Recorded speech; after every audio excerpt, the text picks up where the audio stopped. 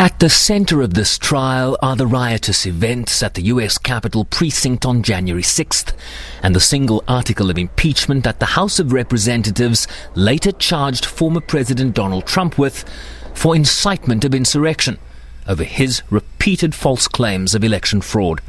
We will stop the steal. Today I will lay out just some of the evidence proving that we won this election, and we won it by a landslide. This was not a close election. And you can't vote on fraud. And fraud breaks up everything, doesn't it? When you catch somebody in a fraud, you're allowed to go by very different rules. The ayes are 56, the nays are 44. As the Senate first heard arguments over the constitutionality of the trial, given that Trump had already left office, with 44 Republican senators voting to block proceedings on the first day, one less than those who voted on a similar measure in late January. I said I'd be an impartial juror. Anyone listening to those arguments, the House managers were focused, they were organized, they relied upon both precedent, the Constitution, and legal scholars. They made a compelling argument. President Trump's team were disorganized. They did everything they could but to talk about the question at hand. And when they talked about it, they kind of glided over it, almost as if they were embarrassed of their arguments. Now, if I'm an impartial juror, and one side's doing a great job, and the other side's doing a terrible job on the issue at hand, as an impartial juror, I'm going to vote for the side that did the good job. As Democratic House impeachment managers, similar to the first impeachment trial in early 2020, begin making the case for why the former president should be convicted and barred from elected office forever. Senators, this cannot be our future. This cannot be the future of America. We cannot have presidents inciting and mobilizing mob violence against our government and our institutions because they refuse to accept the will of the people under the Constitution of the United States. Even when I turned on... While the former president's defense team seeks to sever the link being made between Trump's words and the violent actions of his supporters directed at the seat of the U.S. government. This is nothing less than the political weaponization of the impeachment process. Pure, raw sport, fueled by the misguided idea of party over country, when in fact both will surely suffer. With this trial, you will open up new and bigger wounds across the nation, for a great many Americans see this process for exactly what it is: a chance by a group of partisan politicians seeking to eliminate Donald Trump from the American political scene and seeking to disenfranchise 74 million plus American voters and those who dare to share their political beliefs and vision of America. While the outcome is both uncertain, if predictable, the political theatre even more so. So, starting Wednesday, impeachment managers will get up to 16 hours to make their case against the former president, followed by his defense team in equal measure. Each day's presentations shall not exceed 8 hours, so in essence both sides have up to 2 days to make their case. Senators, or jurists in this case, will then have up to 4 hours to pose questions to both sides, at which stage things could get tricky again around the question of whether to call witnesses to testify, a move that will require a full Senate vote. Closing arguments of up to 4 hours will precede another vote by the full Senate on whether to acquit or to convict. And as the saying goes in TV land, stay tuned. Sherwin Bryce-Pease, SABC News, New York.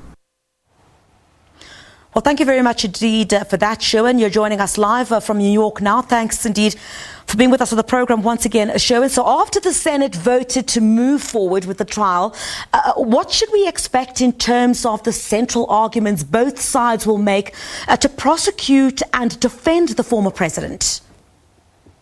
Expect, I think, Griselda, a lot of emotion, particularly from the Democratic impeachment managers, essentially members of the House of Representatives that have been tapped by Speaker Nancy Pelosi to go to the Senate and to make this case against the president. Remember, the trial is happening at the scene of the crime. It was the Senate itself, while it was affirming the electoral votes that affirmed Joe Biden's victory last November, it was during that process that Congress came under attack. So essentially, this is a case that is very close to home for a number of these impeachment managers. You heard from Jamie Raskin there, and you heard the emotion in his voice. His family was on Capitol Hill when that attack took place. So this is very personal for certainly the Democratic impeachment managers, who are now going to make the link, Griselda, between the president's rhetoric, his talk about election fraud, that this was a rigged election, that we must fight, and to reclaim the victory,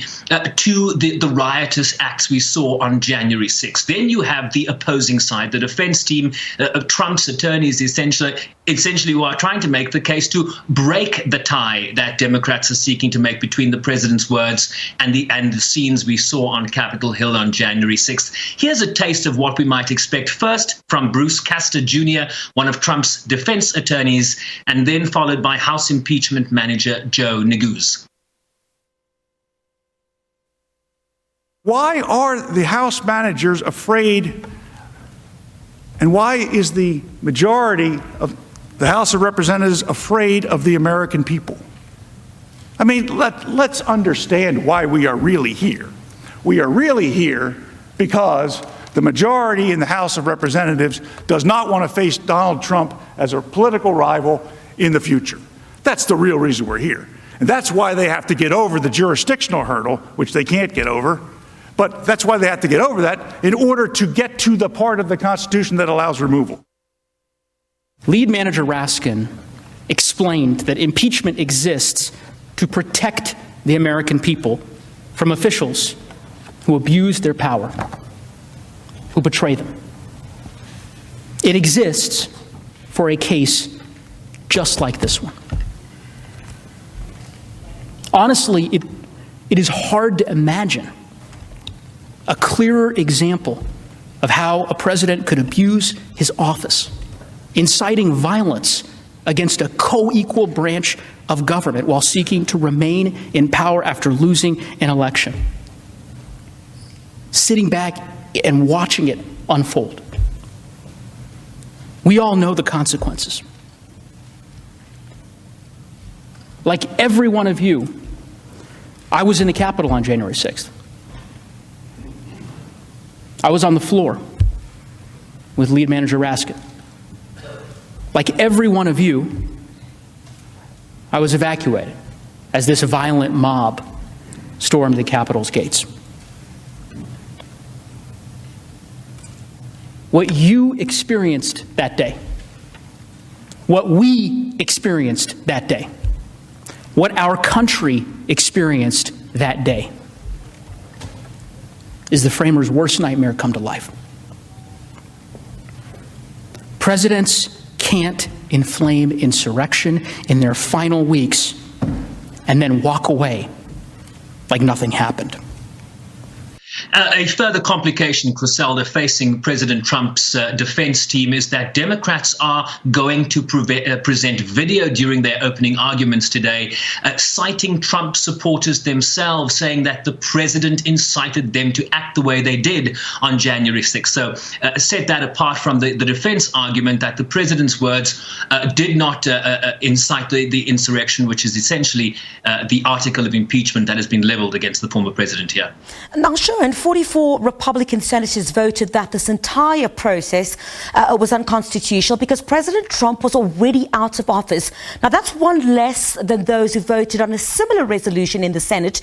This was in late January. What does this portend in terms of more Republicans breaking ranks down the line?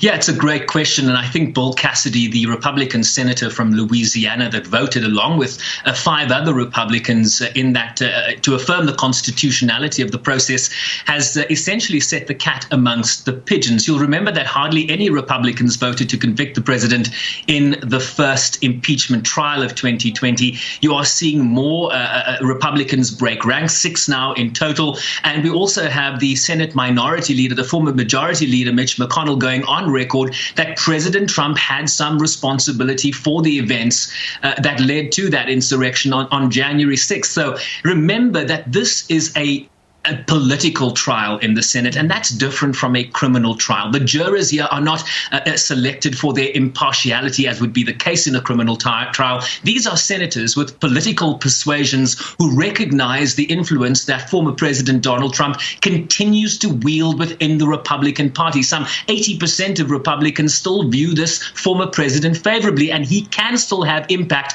on their elections, the first of which will be in 2022, when a number of Republican senators will be up for re-election. So let's not dissect or remove the fact that this is very much a political affair with political operators who are going to decide the fate of this president moving forward, despite the evidence that is presented, as we saw in that first impeachment trial, Griselda, in 2020. Yeah, Sherwin, but what we're also seeing now is that prosecutors have opened a criminal investigation into Donald Trump's efforts to overturn the election result in the state of Georgia, including that infamous call to Georgia's Secretary of State, pressuring him to find enough votes to reverse his loss in that state.